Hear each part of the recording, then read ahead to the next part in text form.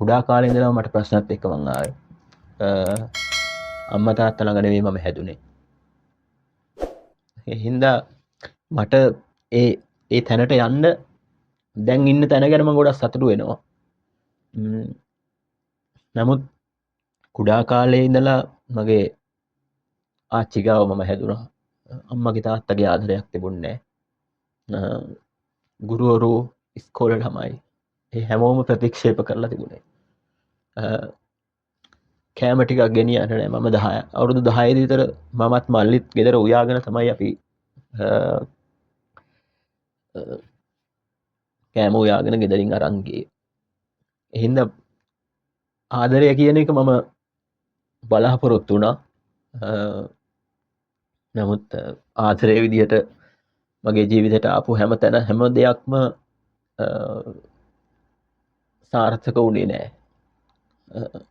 සමහර වෙලාවට තියෙනවනේ අපි ආදරය කරන අය අපිට ලැබෙන්නේ නැහැ කියලා. අපි ළඟ රැඳෙන්නේ නැහැ. නමුත් අපි හිතන්නේ නැති අපිට ආදරයක් ඇති වෙච්ච නැති අය අපිට ගොඩක් ආදරය කරලා අපි ළඟ ඉන්නවා. ඇත්තටම මම මාස 4න් විතර මට ලාම්පුවක් පෙරලිලා පිච්චුණා. ඊට පස්සේ මම මාව අත්තම්මලා ගෙදර ගිහින් දැම්මා. අනිත් එක මට අවුරුද්දක් යන්න ඉස්සෙල්ලා අම්මට මල්ලි හම්බෙන්න හිටියා. ඒ හින්දා අත්තම්ම ගාව තමයි මම හැදුනේ. අවුරුදු 4ක් එහෙ හිටියා. මොන්ටිසෝරි යන්න තමයි ආවේ. ඊට පස්සේදීත් ඒගොල්ලෝ ළඟින් හිටියට ඇත්තටම ඒගොල්ලන්ගේ ආදරය එහෙම ලොකුවට මොකද ගෙවල් වල තියෙනවනේ නේද එක එක්කෙනාට වැඩිපුර ආදරය දක්වන එක. ඉතින් ඒකත් එක්කලා මං ජීවිතේ වැරදුනා හෝ නැත්නම් මමට ජීවිතේ මේක නොකර ඉන්න තිබුණා කියලා හිතුණා නම් හිතෙන්නේ ෆස්ට් මැරේජ් එක. මං නොබැද හිටියානම් කියලා හිතෙනවා. මොකද මගේ පුද්ගලික කාරණා හුඟක් දේවල් නිසා කසාද වෙන්නේ නැත්නම් හොඳයි කියලා හිතනවා. මේ වෙලාවේ යා ගොඩක් මතක් කරන්න ඕනේ. මොකද එයා ගොඩක් ආදරෙයි මට. ඉතින් ගොඩාක් මේ දේවල් කරන්න මට අවශ්‍ය කරන හැම මුදලක්ම දෙන්නේ එයා. ලාභ අරමුණු බලාපොරොත්තු වුණා නම් ඇත්තටම ඔබ අද අපේ ගෙදරට ආවොත් දකින්න පුළුවන් මම මේ සංවිධානය හරහා හෝ සම්මාන උත්සවය හරහා හෝ ලාභයක් උපයලා තියනවද නැද්ද කියන එක. මොකද අපි ඉන්න තත්ත්වය මගේ පසුබිමත් එක්කලා මං හිතන්නේ කාටවත් ඒකට මං ඇඟිල්ලක් දික් කරන්න ඉඩ තියලා තියෙනවා. මගේ සහෝදර සහෝදරියන්ගෙන් මගේ දේවස්ථානයේ මගේ එහෙම සහයෝගයක් නැහැ කිසිම. ඇත්තටම මගේ භාර්යාවත් එච්චරම කැමති නැහැ මම මේ දේවල් කරනවට. නමුත් හැමදාම බැන එයා තමයි මේ හැම දෙයක්ම කරන්න මට සල්ලි දෙන්නේ. ෆිසික්ස් 2026 රිවිෂන් සරස විසිහින හබා යන තරුණී පෙරලිකාර ගුරු පෞරුෂය ෆිසික්ස් උන්මාදය ඉසුරු මදුරංග ලංකාවෙම භෞතික විද්‍යා ප්‍රතිඵල උඩි යටිකුරු කරන අද්විතීය වැඩපිළිවෙල සුසිප් කලවාන ලංකාවටම ඔන්ලයින්. වැඩි විස්තර සඳහා 077 49 33 805. මගේ සම දැන් හරිම සිනිඳුයි. සුන්දර යුවතියන්ගේ තෝරා ගැනීම රෝෆා රෝසිලෝන් ප්‍රයිවට් ලිමිටඩ්. රන්දීර් සිසිර විතාරණගේ ආයිබෝවන් කොහොමද ඉතින්? හොඳින් ඉන්නවා. හොඳින් ඉන්නවනේ. බොහොම මහන්සි ඇති පහුගිය කාලේ ලොකු වැඩක් කරා. පොඩි මහන්සියක් තිබුණා. දැන් ඉතින් ටිකක් ෂේප් එකේ යනවා. ඇයි එහෙම දෙයක් සම්මාන උත්සවයක් කරන්න හිතුනේ? දැන් වෙන කෙනෙකුට හිතෙන්නේ මොකක් හරි වෙන්න. ටැග් කරලා කීයක් මොන හරි ලාභයක් උපයන්නනේ. ඔව්. දැන් තව කෙනෙකුට හිතෙන්න පුළුවන් ඔබතුමා මේ සම්මාන උත්සවයක් වගේ දෙයක් කරලා බොහොම විදිහට දැන් මඩිය තර කරන් ඉන්නවා කියලා. මඩිය තර කරගෙන ඉන්න කෙසේත් නෙමෙයි. ඇත්තටම සම්මාන උත්සවයක් අපි තියන්න ඕනේ කියලා හිතුවේ මේක වෙන්නේ නැති දෙයක්. ඇත්තටම මොකද නවකයන් වෙනුවෙන් ගොඩාක් සම්මාන දෙනවා, ලොකු ලොකු ආයතන වලින් දෙනවා, සංවිධාන වලින් දෙනවා. නමුත් නවකයන්ට සම්මානයක් දෙන්න කිසිම තැනක් නැහැ. මොකද නවකයන්ට ඒ ඇගයීම වෙන්න ඕනේ අය. නවකයන් නෙවෙයි දැන් අතන ප්‍රවීණයනුත් සෑහෙන්න ඉන්නවා ඇගයීමට ලක් විය යුතු අය. නමුත් ඇගයීමක් නැතුව. ඉතින් ඒ නිසා නවකයන්ට යම් ඇගයීමක් දෙන්න ඕනේ, ඒගොල්ලන්ගේ දක්ෂතාවයට අවස්ථාවක් දෙන්න ඕනේ කියලා හිතුව නිසා තමයි මේ උත්සවයක් තියන්න හිතුවේ.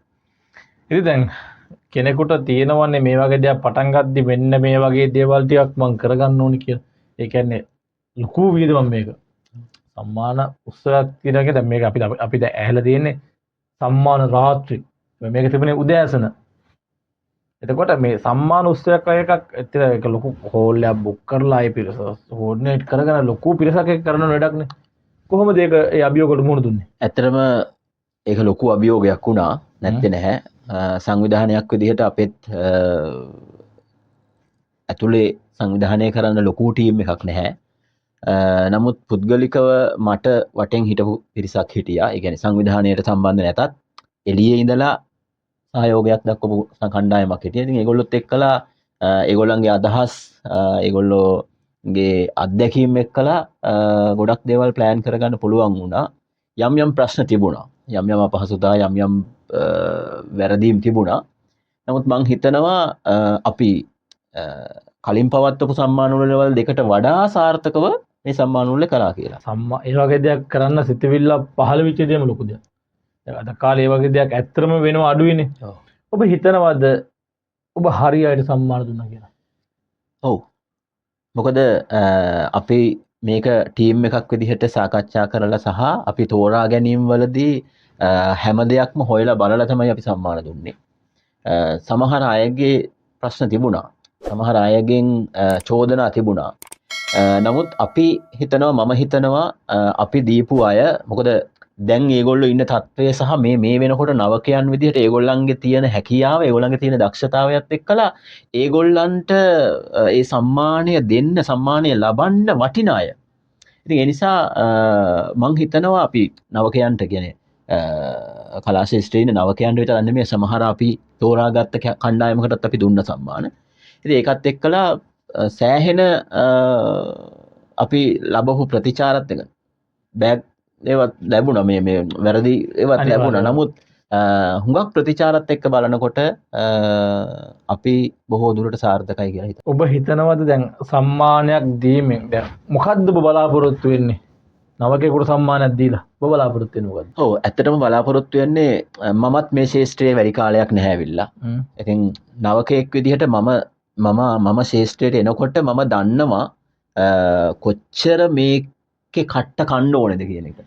මේකේ කොච්චර අමාරුවෙන්ද මේ ගමන යන්නේ කියන එක. ඉතින් ඒ නිසා අනිවාර්යෙන් නවකයන්ට මේ සම්මානයක් එන්න ඕනේ, වටිනාකමක් එන්න ඕනේ. ඒගොල්ලෝ කන කට්ටට මොකද ප්‍රවීණයන් මම ප්‍රවීණයන්ට මොකුත් කියන්නේ නැහැ. නමුත් ප්‍රවීණයන්ට ඒ తত্ত্বය රැකගන්න නවකයෝ නැත්තම් මං හිතන්නේ කියන්නේ අධ්‍යක්ෂකවරයෙකුට උනත් නිර්මාණයක් සාර්ථක කරගන්න බැහැ නවකයන් කියන කණ්ඩායම නැත්තම්.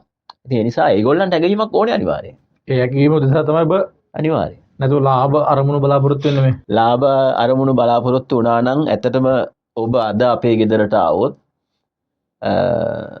දකින්න පුළුවන් මම මේ සංවිධානය හරහා හෝ සම්මාන උත්සවය හරහා හෝ ලාභයක් උපයලා තියනවද නැද්ද කියන එක. මොකද අපි ඉන්න තත්ත්වයේ මගේ පසුබිමත් එක්කලා මං හිතන්නේ කාටවත් ඒකට මං ඇඟිල්ලක් දික් කරන්න ඉඩ තියලා තියෙනවා. ඒ කියන්නේ බොහොම අවංකව නිර්ලෝභීව කරන වැඩ. අනිවාර්යයෙන්. ඉතින් පෞල් පසුබිම කතා කරමු. මම විවාහකයි. මගේ භාර්යාව විදේශගත වෙන්නේ මේ දවස්වල. දුවෙක් ඉන්නවා. දුව මේ අවුරුද්දේ අවසානයේ සාමාන්‍ය පෙළ විභාගෙ ලියන්න ඉන්නවා. ගම්පලද? මම කුලියපිටියේ. මම කුලියපිටියේ අපේ සංවිධානයත් අපි ලියාපදිංචි කරලා තියෙන කුලියපිටියේ. කොහොමද දැන් ගෙදරින් ලැබෙන සහයෝගය බිරිඳගෙන් ලැබෙන සහයෝගය? ගෙදරින් කියන්නේ එකක් මම කිතුණුවෙක්. ඉතින් ඒ නිසා කිතුණුවන් විදිහට මේ රංගපානවා එහෙම නැත්නම් මේ දේවල් පොඩ්ඩක් දකින්න විදිහ වෙනස්.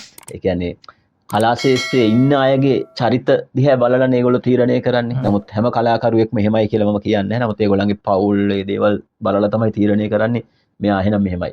ඒතකොට ඒ නිසා මට මගේ සහෝදර සහෝදරියන්ගෙන් මගේ දේවස්ථානයේ මගේ එහෙම සහයෝගයක් නැහැ කිසිම.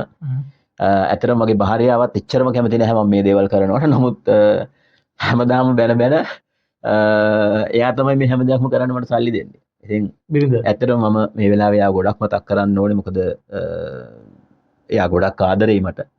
ඉතින් ගොඩාක් මේ දේවල් කරන්න මට අවශ්‍ය කරන හැම මුදලක්ම දෙන්නේ එයා. මොකද කලා ශාස්ත්‍රය කියලා කියන්නේ හම්බ කරගන්න පුළුවන් තැනක් නෙවෙයි ඇත්තටම. පුළුවන් කාලයක් එනවා. නමුත් තවම මම මේම හම්බ කරන තැනකට ඇවිල්ලා නැහැ. නැත්තම් මම මගේ රංගන ශාස්ත්‍රයේ කටයුතු වලින්වත් මම ලොකුවට හම්බ කරන්නේ නැහැ. මිලක් තීරණය කරලා නැහැ.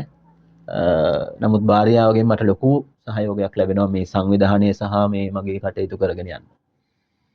ඔබ හිතනවද අපේ මේ කලා ලංකාව තුළ මේ කලා ශේෂ්ත්‍රය මේ රංගන ශේෂ්ත්‍රය තුළ ඇවිල්ලා කෙනෙකුට මේක ඇතුලේ ජීවිතය අරන් යන්න පුළුවන් වටිනාකමක් ලැබෙනවා කියලා? මෙහෙමයි. ඇත්තටම කලා ශාස්ත්‍රය කියලා කියන්නේ මම කලා ශාස්ත්‍රයට එන්න හිතාගෙනවත් හිටපු කෙනෙක් නෙවෙයි. නමුත් කලා ශාස්ත්‍රය කියන එක අපිට ජීවත් වෙන්න ජීවනෝපායක් වෙන්න පුළුවන් සමහර අයට. ඒක වෘත්තීයක් විදිහට කරගෙන යන අය ඉන්නවා. නමුත් මම කලා ශාස්ත්‍රය ගැන හිතන්නේ ඇත්තටම මං ඒක පුද්ගලිකව මගේ ජීවිතේ මම සතුටින් කරන දෙයක්. එහෙම නැත්නම් මම අපේ ජීවිතේ අපි යම් කිසි තෘප්තියක් උදෙසා කරන දෙයක්. නමුත් ආදායම් මාර්ගයක් කරගෙන නැත්නම් ඒක තුල ඉපයීමක් කරන්න ඒක තුල යම් දියුණුවක් වෙන්න පුළුවන්. බැරිකමක් නැහැ. නමුත් ප්‍රශ්නේ තියෙන්නේ හුඟක් මිනිස්සු වංචා සහගත විදිහට මිනිස්සුන්ව ප්‍රයෝජනෙට ගන්නවා. මමත් ඒ වගේවට අහු වෙලා තියෙනවා. ඒකත් එක්කලා ගොඩක් අර ඒක කරන්න පොඩ්ඩක් ප්‍රශ්නයක් තියෙනවා. ඔබ එහෙම අහුවෙච්ච තැනක් ගැන මතක් කළොත්? ඇත්තට මම ඉස්සල්ලාම කලාශාස්ත්‍රය දැන් හුඟක් අය කියනවා මම තමයි ෆීල්ඩ් එකට මේ සම්මාන උත්සවයේ වෙලාවේ ගොඩක් අය කිව්වා මම තමයි මෙයාව ෆීල්ඩ් එකට ගෙනාවේ මේ මගේ ගෝලයෙක් එහෙම කියලා. ඇත්තට මාව කවුරුවත් ෆීල්ඩ් එකට ගෙනාවේ නෑ. මම ඉස්සල්ලාම රඟපාපු එකත් ඉස්සර තිබිච්ච උණ හින්දා මේ මම ඔය Facebook එකේ දැක්ක මේ පෝස්ට් එකකින් සල්ලි එකතු කරලා කරන නිර්මාණයකට තමයි මම දායක වුණේ. මමත් සල්ලි ටිකක් දාලා. නමුත් ඒකෙදී ඒක තවම ඇවිල්ලා නැහැ. ඒක තවම ඇවිල්ලා නැහැ. අපි දැන් රෑන ක්‍රියේෂන් සංවිධානයෙන් ඒකේ මේ රසල්ස් ටික අරන් තියෙනවා. ඒක අපි දැන් කරන්න ඉන්නේ. මේ ඉතින් ඇත්තටම ඒක පුදුමයි. දැන් මම කරපු නිර්මාණය මටම අන්තිමට එලි දක්වන්න සිද්ධ වුණා. මොකද එච්චරටම අපි සල්ලි දැම්මා ඒ දෙයක් උන්නේ නැහැ ඉතින්. තව මම ඇග්‍රීමන්ට් අස්සම් කරලා තියෙනවා. නමුත් මම සල්ලි දාලා තියෙනවා වේදිකා නාට්‍යයක් කරන්න කියලා කෙනෙකුට. නමුත් ඉතින් උනේ නැහැ. නිසා ඇහෙන දේවල් වලදී මුදල් වැය කළා සහ අනිත් එක මේ සංවිධානය ඇතුලේ පවා ගොඩක් අයට මම උදව් කරලා තියෙනවා. ශාස්ත්‍රය තුල ගොඩක් අයට උදව් කරලා තියෙනවා. මම වාසි ප්‍රයෝජනයක් ගන්නෙ නැතුව. ඉතින් ඒ වගේ සමහර අයට උදව් කෙරුවාම හරි මං දෙන්නම් මල් අයියේ මේව කරන්න පොඩ්ඩක් දෙන්න එහෙම කියලා කියන අයත් අන්තිමට දැන් රිප්ලයි කරන්නේ නැති තත්ත්වයට ඇවිත් ඉන්නවා තමයි. ඒක සමාජය හැදෙන්නේ. ඔව්. ජීවිතේ වැටීම් තිබුණාද? වැටීම් තිබුණ නැහැ කියනවා නම් ඒක ඇත්තටම ජීවිතේ නෙවෙයි නේ. අපි මේ මොකද ජීවිතේ වැටෙනවා. අනිවාර්යෙන් වැටීම් තියෙනවා. මගේ ජීවිතේ ගොඩාක් වැටීම් එක්කලා මං ආවා. වැටුනේ නැති ඇත්තටම හිතා ගන්න බෑ මොකද මං මේ මෙතන ඉන්නවද කියලා හිතා ගන්න බැරි තැනට වැටිච්ච තැන් තිබුණා. මානසිකව වැටිච්ච තැන් තිබුණා. ඒ වගේම පසුබිම තුල මට වැටිච්ච තැන් තිබුණා. නමුත් ඒ වැටීම් හැම එකකදීම මට හයියට සමහර අය හිටියා. සමහර අය හිටියා ඇදලා දාන්න.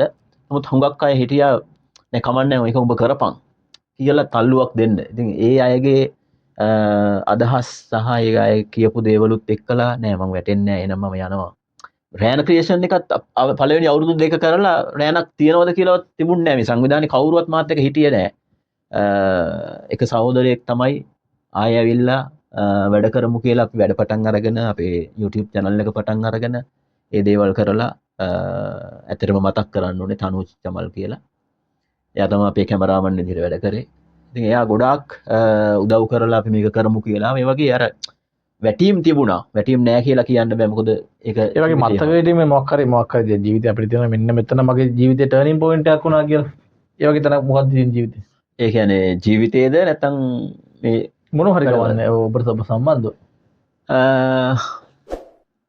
ටර්නින් පොයින්ට් එකක් කියලා විශේෂ තැනක් නැහැ. ප්‍රධානම දේ තමයි මේ සංවිධානය පටන් ගැනීම. මොකද මේ සංවිධානය පටන් ගන්න මගේ අරමුණක්වත් තිබුණේ නැහැ. අරමුණක් තියා මට එහෙම අදහසක්වත් තිබුණේ නැහැ. මම ඉස්සල්ලාම ගියේ මේ ක්ලාස් එකකට. ක්ලාස් එකකට ගියේ. මේ ක්ලාස් එකට යනකොට මගෙත් එක්කලා තව මල්ලි කෙනෙක් ආවා. දිලන් දුරුතු කියලා. ඉතින් මේ මල්ලිමායි තමයි ක්ලාස් එකට ගියේ. නමුත් එතනදී අපි ප්‍රතික්ෂේප වුණා. එතනදී ඩාන්සින් කම්පිටිෂන් එකක් තියෙනවා. අර මල්ලිට කිව්වා ඔයා කෙට්ටුයි හූනෙක් වගේ මං මහතයි කැතයි බඩයි අරවා මේවා කියලා. හුඟක් චෝද මේවා ආවා. ඊට පස්සේ එතන හිටපු අපේ කෝඩිනේට් කරපු දිල්රුක්ෂි කියලා ගර්ල් කෙනෙක් එයා තමයි එහෙනම් අපි යනවා. මොකද අනවශ්‍ය ප්‍රශ්න තිබුණා යාට මේ අපිව වැඩවලට ගන්නව නම් මෙන්න මේ වගේ දේවල් කරන්න ඕනේ කියලා එතන. ඒකත් එක්කලා මේ එයා කැඩිලා අයින් වෙලා ආවට පස්සේ අපි මෙහෙම එකක් කරමු කියලා ආව. නමුත් එයාත් මගදී හැලුණා. ඊට පස්සේ තමයි ගෲප් එකක් හදලා ඒ දිලන්දුරුතු තමයි කිව්වේ අයියේ නෑ කමන්නේ නෑ සිසිරයි අපි මේක කරමු කියලා හයියක් උනේ. ඒකත් එක්කලා තමයි මේක සංවිධානයක් විදිහට පවත්වාගෙන ආවේ. ජීවිතය ආපසු හැරලා ඔබට කවදා හරි මෙන්න මෙතන මට වෙනස් කරගන්න ඕනි කියලා හිතුනොත් අවස්ථාවක් හම්බුනොත් මම මෙන්න මෙතන මට වෙනස් කරගත්තා නම් මගේ ජීවිතේ මිටර ඉස්සරහට යයි කියලා හිතුනොත් මොන වගේ තමයිද වෙනස් කරගන්නේ?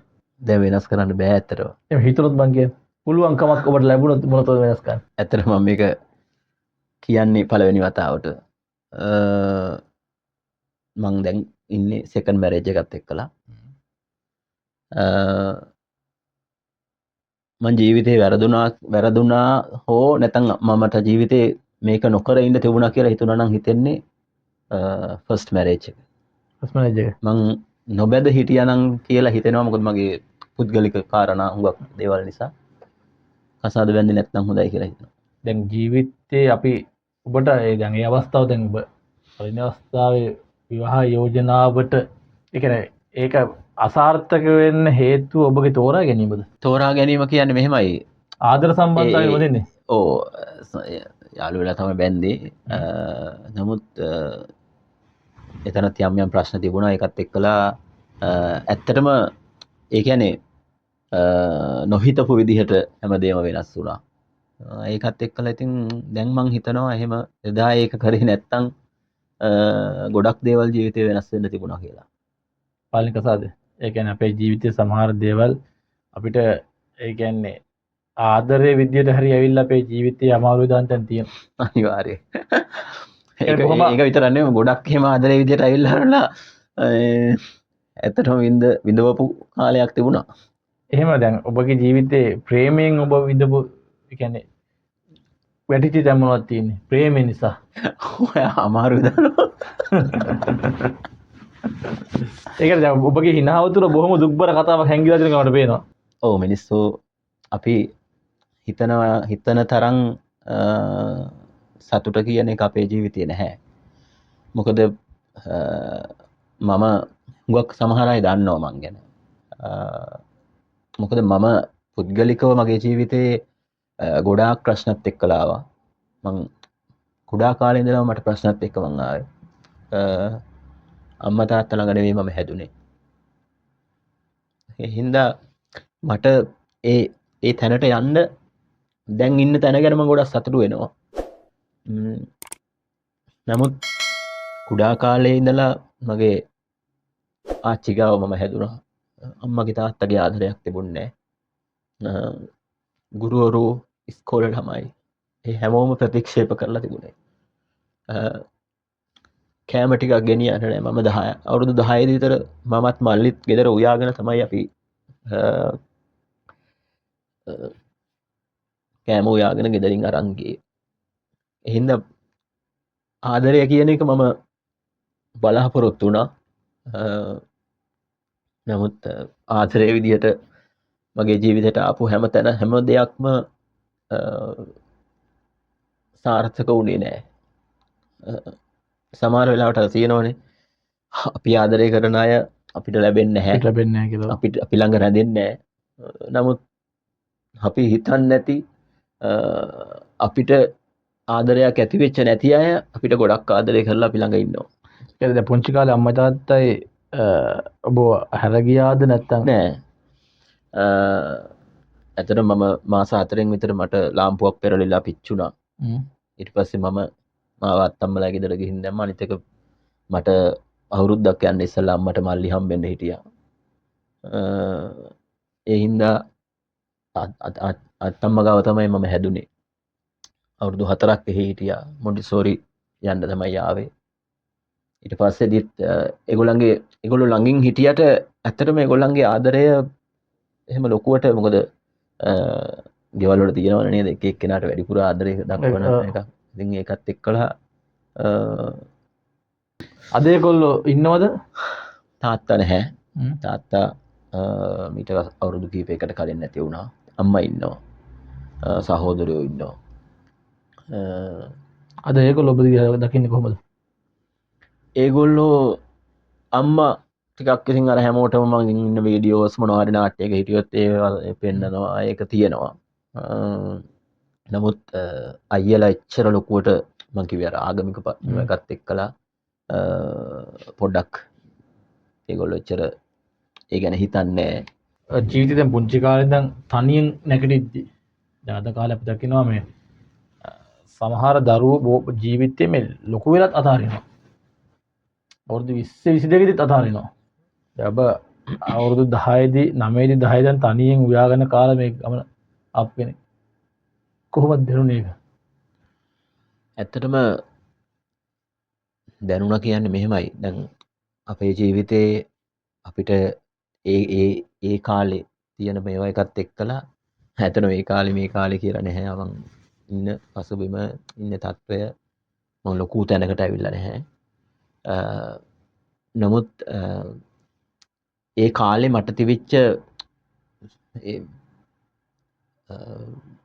මානසිකත්වය නැත්තම් ඒ කාලේ මිනිස්සුන්ගේ තිබිච්ච ඒ ප්‍රතික්ෂේප වීම මේවත් එක්කලා දෙයක් කරන්න ඕනේ කියලා හිතිලත් නෑ ඇත්තටම. නමුත් ඉතින් ඒ අභියෝගات එක්කලා ඒ ප්‍රශ්නත් එක්කලා ජීවිතේ ටික ආවා. ඇවිල්ලා සෑහෙන කාලයක් මම එහෙම සමාජයත් එක්කලා වැඩ කරපු කෙනෙක් නෙවෙයි. ඉස්සල්ලාම කියලා මම කලා ශාස්ත්‍රයේ තමයි ආවේ. ඉතින් රංගපාන්න ලොකුවට ඉගෙන ගත්තා කියලා නැහැ. ඒ වගේම රංගපාන අනිත් දේවල් හැම දෙයකදීම එහෙම ලොකුවට අත්දැකීම් එක්කලා ඇවිල්ලා නැහැ. නැත්නම් දේවල් කරලා ඇවිල්ලා නැහැ. දකින දේවල් වලින් තමයි දේවල් අල්ලගෙන ගත්තේ. ඉගෙනගෙන පාසල් කාලේ දැන් ඔය ගුරුවරුන්ගෙන් සහ ළමයින්ගෙන් ඔබ ප්‍රතික්ෂේප වීමත් එක්ක ඒක දරාගෙන කොහොමද මේක බැලන්ස් කරගත්තේ? දරාගත්ත කියන්නේ ඇත්තටම සමහර දේවල් වලදී තමන් ළඟ ඉන්න අය මගේම යාළුවෝ අනම්මනම් කියලා විහිළු කරනවා. මට නමකුත් තිබුණා ඉස්කෝලේ.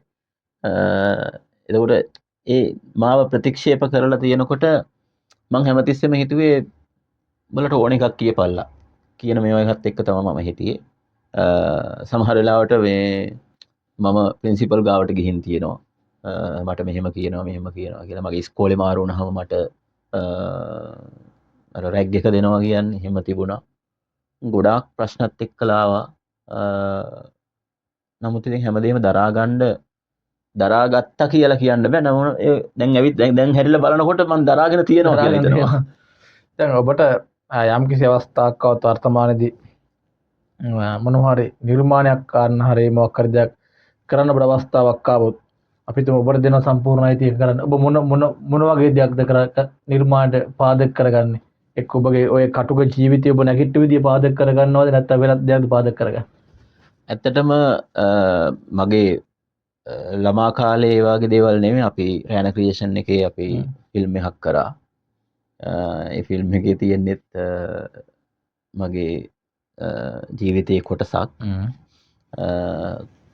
ඉතින් නිර්මාණයක් කරන්න හිතුනොත් අනිවාර්යෙන් මට කියන්න බෑ මගේ ජීවිතේම මම කරයි කියලා. නමුත් ඒ තත්ත්වේ ඉන්න මිනිස්සුන්ගේ තත්ත්වය ගැන නිර්මාණයක් කරන්න තියෙනවා නම් මොකක් හොඳයි. දැන් ඔබ සම්මානෝත්සව වෙලාවේදී මේ අපේ රටේ ඉන්න දැන් නවකෙන්නම සම්මාන දුන්නේ.